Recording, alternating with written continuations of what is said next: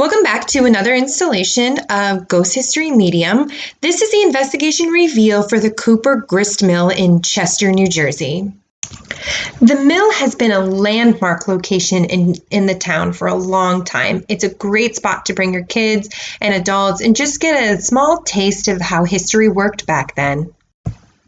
As per usual, we're going to start out talking about the town where we are and the Milltown, New Jersey.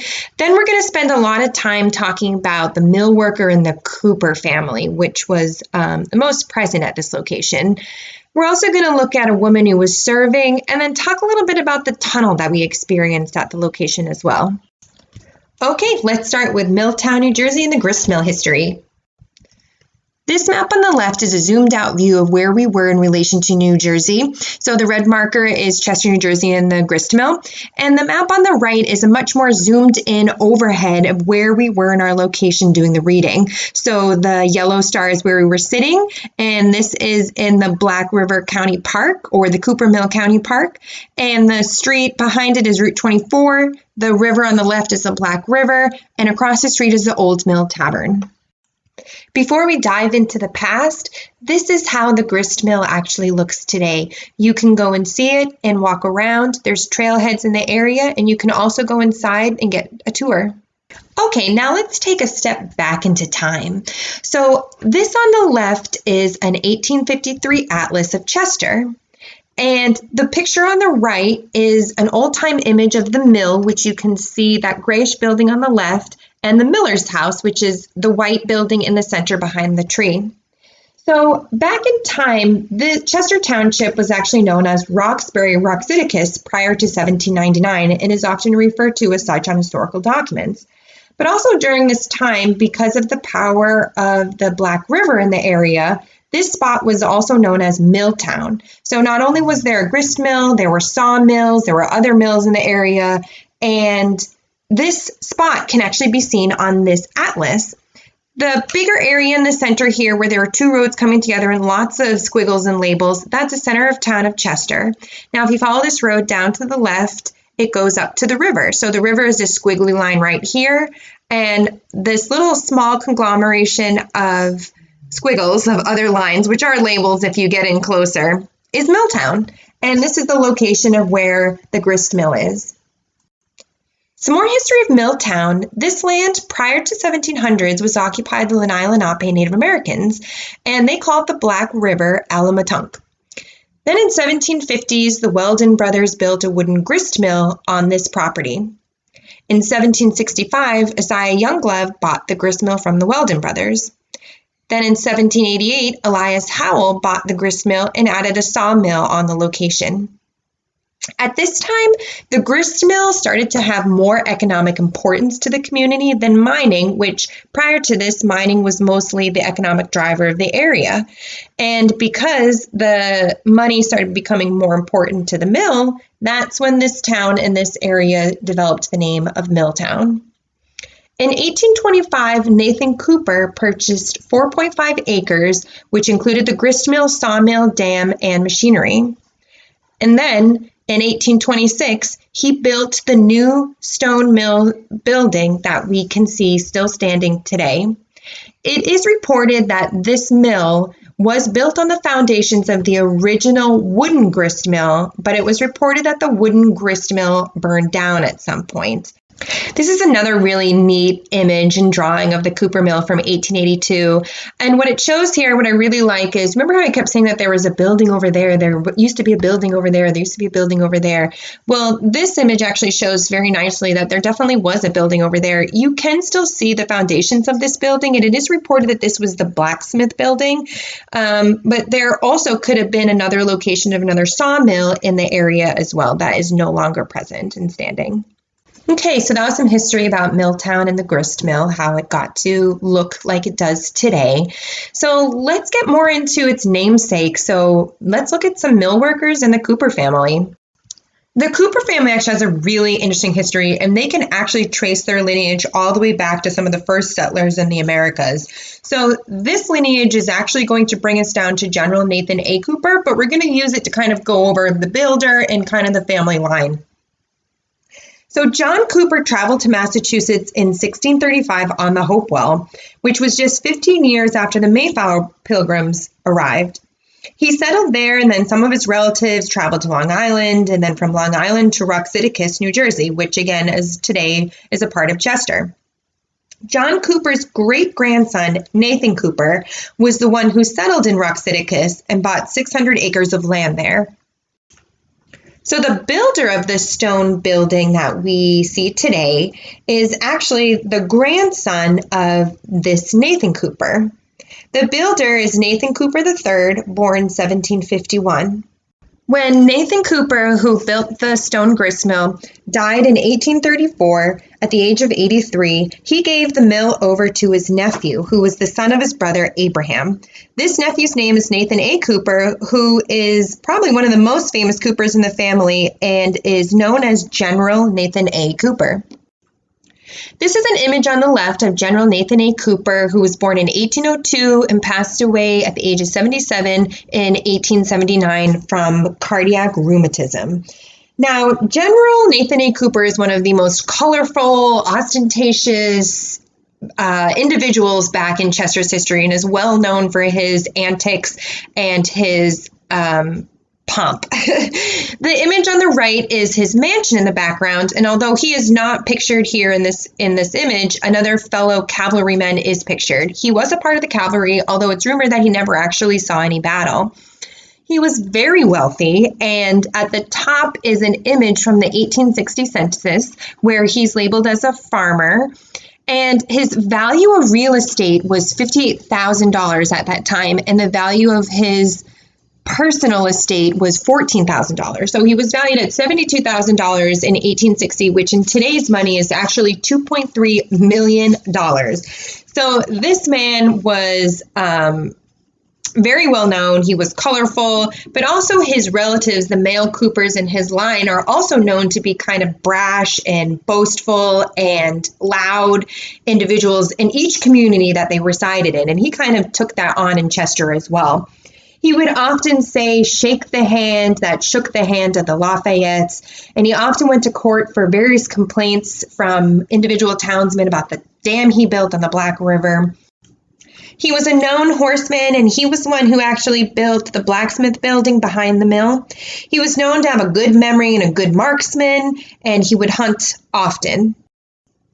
This image on the left is his gravestone at Pleasant Hill Cemetery in Chester, New Jersey. Now, most of the relatives of the Coopers are buried there in this cemetery. It's a part of the Presbyterian Church, which is a form of Protestantism, or the First Congregational Cemetery of Chester. And this would align with me saying that the man with the lantern is Protestant because a lot of the descendants were definitely Protestant who owned and operated this grist mill.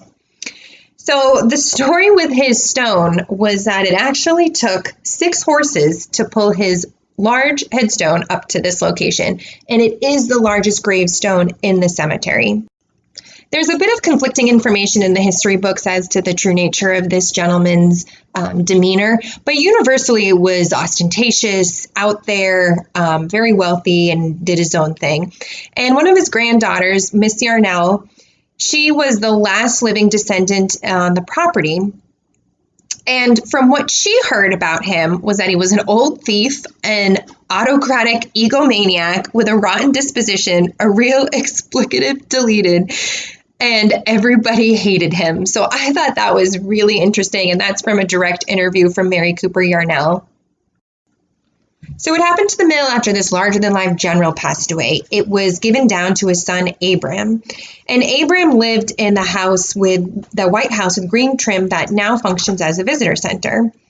Under his watchful eye, he continued the mill for another 34 years, but it did stop working in 1913 when Abram W. was about 68 years old. Abram's obituary is shown here on the left, and it doesn't really mention anything about the mill, and it doesn't really mention anything about his famous father, the general. This image on the right is Abram W.'s tombstone, which is also in the Pleasant Hill Cemetery in Chester, New Jersey. So that's some information about the family who owned the mill and who operated the mill. But let's talk about who actually worked in the mill. Now, I can't imagine generally Cooper would work in the mill or his uncle or any of those further along, higher up, wealthy individuals. It is possible Abram W. worked in the mill, but I could not find any evidence of that.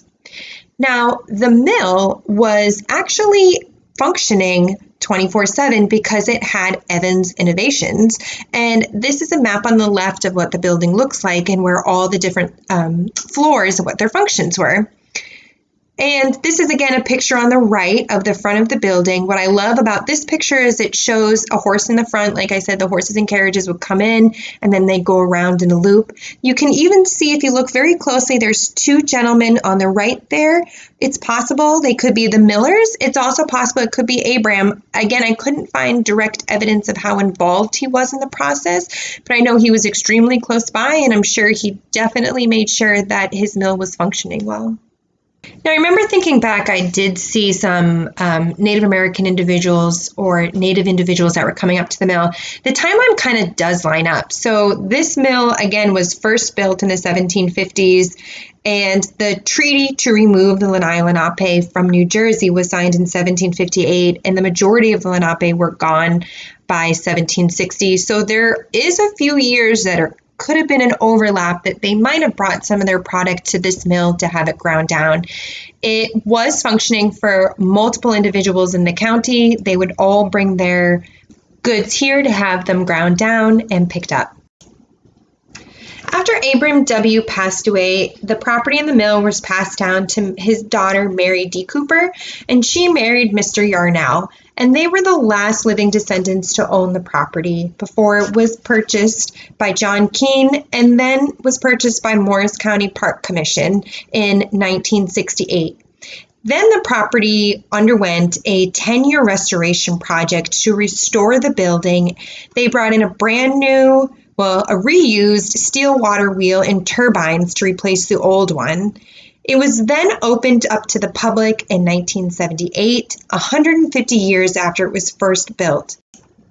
The mill property offers tours and school tours and lots of various historical events.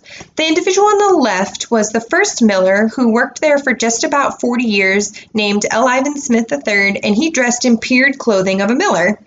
In 2017, a new miller named Samantha Hartford has taken the reins, and she's pictured here on the right, and you can see the renovated steel wheel in the background.